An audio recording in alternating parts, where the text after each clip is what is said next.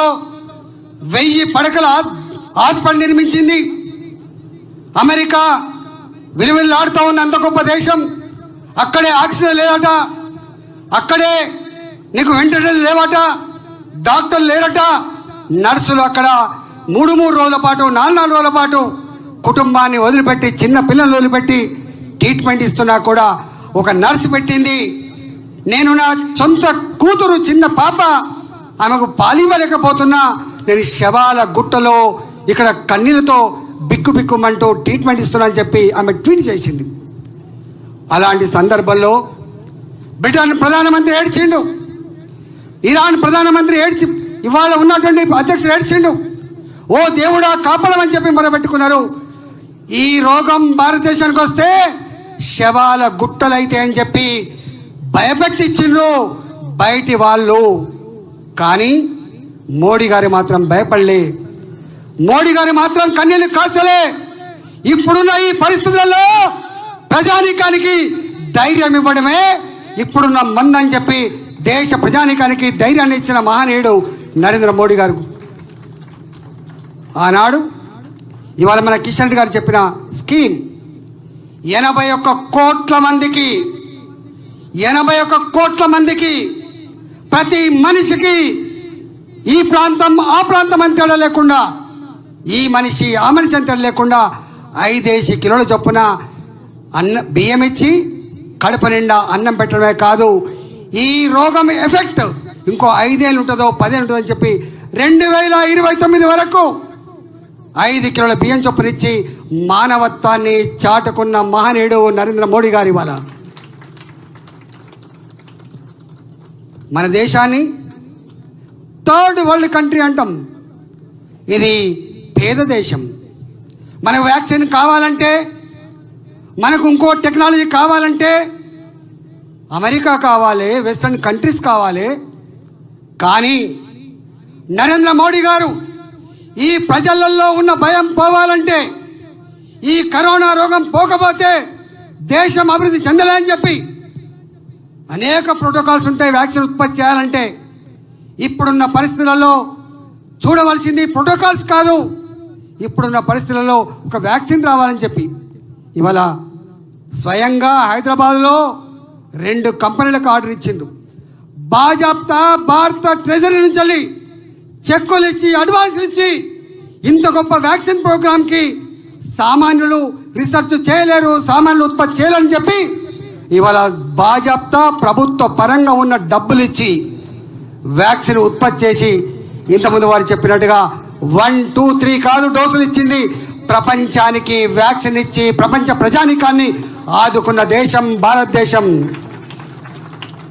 వారు ప్రపంచం తిరుగుతూ ఉంటే ఒకరోజు నేను చూసిన కల్లారా ఒక దేశ ప్రధానమంత్రి ప్రెసిడెంట్ ఆయన మోడీ గారు కాళ్ళ మీద పడి వేడుకున్నాడు, నువ్వు నా దేశాన్ని రక్షించినవే అని చెప్పి వ్యాక్సిన్ ఇచ్చి. ఇగో అది భారత్. ఇవాళ make in India, made in India.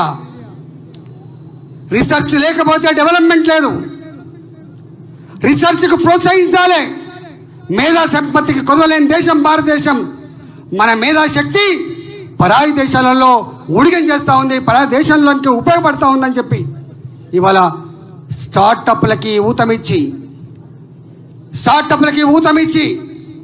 లక్షల కోట్ల రూపాయలు కేటాయించి ఇవాళ make in India, made in India దాని ఫలితం మన ఆపరేషన్ సింధూర్లో తెలిసొచ్చింది ప్రపంచానికి ఒక బ్రహ్మోస్ రూపంలో. మీకు తెలుసు అనేక రకాల స్కీములు ఇవాళ మాట్లాడే మాటలు. ఇంతకుముందు మా సీతారాం నాయక్ గారు చెప్పిండ్రు 54 సంవత్సరాల చరిత్ర మీది. కానీ ఏముంది గర్వకారణం? ఇంతకుముందు మా కిషన్ రెడ్డి గారు చెప్పినట్టుగా ఒక స్పెక్ట్రమ్ స్కామ్, ఒక బోఫర్ స్కామ్, ఒక 2G స్కామ్, ఒక కోల్ స్కామ్, ఒక హౌసింగ్ స్కామ్, ఒక కామన్వెల్త్ గేమ్ స్కామ్. సొంత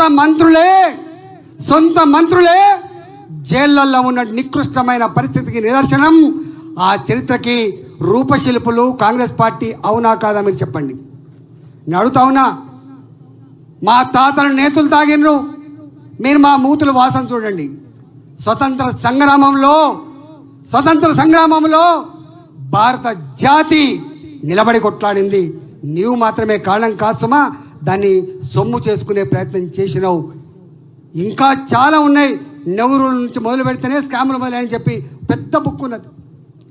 మొట్టమొదటి స్కామ్ జీబులు కొనుక్కోలే స్కామ్, మిలిటరీ జీబులు కొనుక్కునే స్కామ్. ఏం చెప్తాం? అందుకనే మీ చరిత్ర స్కామ్ల చరిత్ర, మా చరిత్ర తెలంగాణ. భారత జాతి తలక ఎత్తుకొని ఏ దేశంలో ఉన్నా కూడా ఆమె ఇండియన్ అని చెప్పగలిగే ధైర్యాన్ని ఇచ్చిన వ్యక్తి, ఆత్మగౌరవ బావుట ఎగిరేసిన వ్యక్తి నరేంద్ర మోడీ గారు. అవునా కాదా ఆలోచన చేయమని చెప్పుకోరుతున్నాను. నేను డెవలప్మెంట్ గురించి చెప్తే ఓడవదు. నేను బాధ ఎక్కడైతే అంటే 14 సంవత్సరాలు తెలంగాణ ఉద్యమంలో నేనున్నా. కిషన్ రెడ్డి గారు తెలుసు, వారు భారతీయ జనతా పార్టీ ఫ్లోర్ లీడర్గా ఉన్నారు. నేను ఇక్కడ ఫ్లోర్ లీడర్గా ఉన్నా. మా అక్క కూడా ఉంది అక్కడ. అప్పుడు కొట్లాడినాం మేము 18 గంటలు. ఏ రాత్రి ఎక్కడ తింటామో, ఏ రాత్రి ఎక్కడ పడుకుంటామో, ఒక్కొక్క రోజు 16 సభలు అడ్రస్ చేస్తూ ఉంటే చెమటలు కక్కుంటా తెలంగాణ రాష్ట్రాన్ని సాధించుకున్నాం. నీళ్ళ కోసం, నిధుల కోసం, ఉద్యోగాల కోసం సాధించుకున్నాం మేము. తెలంగాణ బలిదానంతో వచ్చిన తెలంగాణ ఉత్తగా రాలే. ఇవాళ రేవంత్ రెడ్డి గారు అంటున్నారు, ఆయన ఏదేదో మాట్లాడుతున్నాడు. ఇవాళ నీవు మాట్లాడిన మాటలు ముఖ్యమంత్రి గారు తెలంగాణ ప్రజల ఆత్మస్థైర్యం దెబ్బతిన్నది. తెలంగాణ ప్రజలు ఏ సెంటిమెంట్తో, ఏ ఆత్మగౌరవంతో బతికేవాళ్ళో, ధైర్యంతో బతికేవాళ్ళో ఇవాళ ఆ ఆత్మగౌరవాన్ని కథం పట్టించిన రేవంత్ రెడ్డి. నేను కూడా ఆర్థిక మంత్రిగా పనిచేసిన. భారతీయ జనతా పార్టీ ప్రాజెక్టులకు వ్యతిరేకం కాదు, భారతీయ జనతా పార్టీ అభివృద్ధికి వ్యతిరేకం కాదు.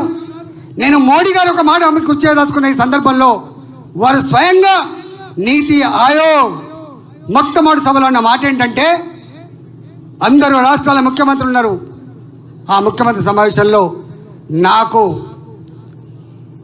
ఏ రాష్ట్రంలో ఏ పార్టీ అధికారంలో ఉందో అవసరం లేని సబ్జెక్టు, నాకు అవసరమైన సబ్జెక్టు అన్ని రాష్ట్రాలు కూడా అభివృద్ధి చెందాలనే కాన్సెప్టు. వారి మాటలు చెప్పాలంటే, రాష్ట్రాల అభివృద్ధిలోనే దేశ అభివృద్ధి ముడిపడి ఉందని చెప్పిన మానవుడు నరేంద్ర మోడీ గారు. గుర్తుపెట్టుకోండి. ఆనాడు అహంకారంతో, కేసీఆర్ అహంకారంతో ఏ ముఖం పెట్టుకొని తెలంగాణకు వస్తారని చెప్పి పోస్టర్లు వేసిండు. ఆనాడు ఒకనాడేమో అదే మనిషి అదే నోరుతో మాట్లాడిన మాట ఏంటంటే, పెద్ద విజనరీ. ఇప్పటికి మీరు చూడండి, అసెంబ్లీలో మేము డిమానిటైజేషన్ సందర్భంలో ఆయన ఇచ్చిన ఉపన్యాసం ఇప్పటి చూడండి, అనేక ఉపన్యాసాలు ఇప్పటి చూడండి. ఆయన మాట ఏంటంటే, స్థితప్రజ్ఞుడు, గొప్ప విజనరీ, కమిట్మెంట్ ఉన్న వ్యక్తి, దేశాన్ని ఐక్యంగా నడుపుతున్న వ్యక్తి అని చెప్పిండు. అదే వ్యక్తి కళ్ళు నెత్తికెక్కిన తర్వాత ఏం ముఖం పెట్టుకొని తెలంగాణకు వస్తా అని చెప్పిండు. ఇవాళ అంటున్నావు కదా, నేను అంటున్నా, రామగుండం ఎరువుల ఫ్యాక్టరీ ఎప్పుడు మూతపడ్డది? ఎవడు కళ్ళ కూడా ఊహించలేని నా జిల్లా వాసిని 25 ఏళ్ల క్రితం మూతపడ్డది. కానీ నా తెలంగాణ రైతాంగం ఎరువుల కోసం చెప్పులు లైన్లలో పెట్టి సొమ్మ చెల్లిపోయిన చరిత్ర నా తెలంగాణది. ఎరువులు దొరకక, విత్తనాలు దొరకక అవస్థపడ్డ ప్రాంతం తెలంగాణ. ఎవడు కూరలే, ఎవడు ఉద్యమాలు చేయలే. మా ప్రభుత్వం లేదు ఇక్కడ, భారతీయ జనతా పార్టీ ప్రభుత్వం. కానీ 6,300 కోట్ల రూపాయలు వెచ్చించి రామగుండం ఎరువుల కర్మాగారాన్ని ఓపెన్ చేసి నా తెలంగాణ రైతాంగానికి ఎరువుల ఇబ్బందులు లేకుండా చేసిన మాన్యుడు మోడీ గారు. అవునా కాదా చెప్పగలిగే దమ్ము టీఆర్ఎస్కు ఉందా, బీఆర్ఎస్కు ఉందా, కాంగ్రెస్ పార్టీకి ఉందా అని చెప్పి అడుగుతా ఉన్నాం. All India institute of medical sciences, ఒక ట్రైబల్ విశ్వవిద్యాలయం, ఇట్లా చెప్పుకుంటూ పోతే చాలా ఉన్నాయి.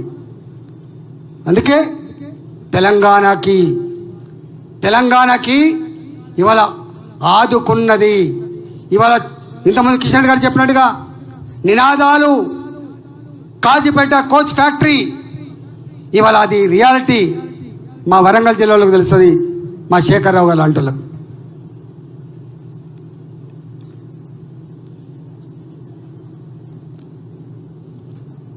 అందుకే చెప్తా అన్నీ చెప్తాం కానీ ఇవాళ చెప్తా తప్పకుండా. ఏ పేద దేశం అని భావించినమో, ఏ ఇల్లెట్రసీ కంట్రీ అని చెప్పి భావించినమో, ఇవాళ నాయకుడు ఉంటే ఎట్లా స్ఫూర్తి పొందుతారు, ఎట్లా ఎదుగుతారనడానికి సజీవ సాక్ష్యం. జన్ధన్ అకౌంట్లు ఓపెన్ చేసే నాడు నవ్విండ్రు 55 కోట్ల జన్ధన్ అకౌంట్లు ఓపెన్ చేసి ఇవాళ నువ్వు ఎక్కడికైనా పో, నా కూరగాయలమ్మే చదువురాని తల్లి, నా పండ్లమ్ముకునే తండ్రి, నా ఆటో డ్రైవర్, ఇవాళ అంటున్నా చిల్లర పైసలు లేకపోతే బస్ టికెట్ ఇక దించేసిన చరిత్ర ఆనాడు. కానీ ఇవాళ చిల్లరతో అక్కలు లేకుండా ఇవాళ డిజిటల్ ట్రాన్సాక్షన్లో నంబర్ 1 దేశం భారతదేశం. అమెరికా కాదు భారతదేశం. అంటే నాయకుడు ఊహిస్తారు ఎవరైనా ఇంత గొప్పగా ఉండదని. అనేకం ఉన్నాయి. ఆపరేషన్ గంగా, ఆపరేషన్ దేవి, ఇవాళ సర్వే జనే సుఖినో భవంతు, ప్రజలందరూ చల్లగా ఉండాలనుకునేటువంటి దేశం. ఇంతమంది విద్యాసాగర్ ఒక మాట చెప్పాడు, అమెరికా కాదు ప్రపంచంలో మొట్టమొదటి నాగరికత, ప్రపంచంలో మొట్టమొదటి దేశం భారతదేశం. విశ్వగురు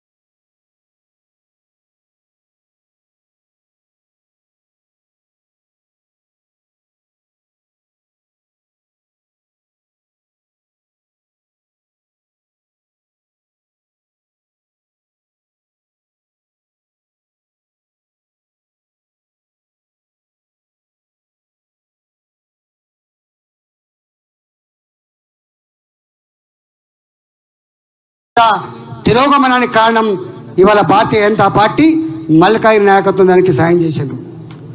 మూసీ నది పేరిట నా పనికిని కాలనీ చూపిన నా మహిళల తెగువ ఇంత అంత కాదు. కొన్ని వందలు ఒక 2 నెలల కాలం పాటు మమ్మల్ని ఇష్టపడకపోయినా, మేము ప్రగతి నిరోధకమని చెప్పినా, మాకు సపోర్ట్ దొరకకపోయినా మేము నిరంతరంగా కొట్లాడినాం. దాని ఫలితం దక్కింది ఆఫ్టర్ 3 మంత్స్. ఫలితం మేము మాట్లాడే మాట తొందరగా అర్థం కాకపోవచ్చు, అది కొంచెం నచ్చకపోవచ్చు, కానీ ఆలోచించి మాత్రమే మాట్లాడతాం. మేము ఆలోచించి మాత్రమే మాట్లాడతాం.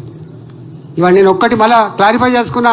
చివరిగా మేం భారతీయ జనతా పార్టీ ప్రాజెక్టులకు వ్యతిరేకం కాదు, భారతీయ జనతా పార్టీ కమిషన్లకు వ్యతిరేకం. మోడీ గారు వచ్చిన తర్వాత ఇందులో కిషన్ రెడ్డి గారు చెప్పినట్టుగా మీ చరిత్ర మా చరిత్రతో ఏం పోల్చుకుంటాం, మేము నక్కకు నాగలకు తేడా. అందుకనే భారత జాతి వాళ్ళ 3వసారి సంకీర్ణ రాజకీయాలు తప్ప ఎప్పుడు కూలిపోతో తెలియని ఈ ప్రభుత్వాలు ఇవాళ 3వసారి కూడా, ఏ గుజరాత్లో అయితే 27 సంవత్సరాల తర్వాత కూడా మళ్ళీ అధికారాన్ని కట్టబెట్టిందో, ఇవాళ దేశంలో కూడా మోడీ గారి ఆలోచన నాకు తెలిసి, నేను ఎక్కువ పోవడం కానీ ఎమ్మెల్యే కాకుండానే ఎమ్మెల్యే ఫస్ట్ అయ్యి ముఖ్యమంత్రి అయినోడు మోడీ గారు ఒక్కటే. పార్లమెంట్ కాకుండా ఎంపీ అయి ప్రధానమంత్రి అయినోడు ఒక్కడే. 3వసారి కూడా ఏది లేకుండా మళ్ళీ ప్రధానమంత్రి ఒకడే. రేపు భారత్ మార్చింగ్ టువర్డ్స్ వికసిత్ భారత్ 2047 గా కలగంటున్నాం.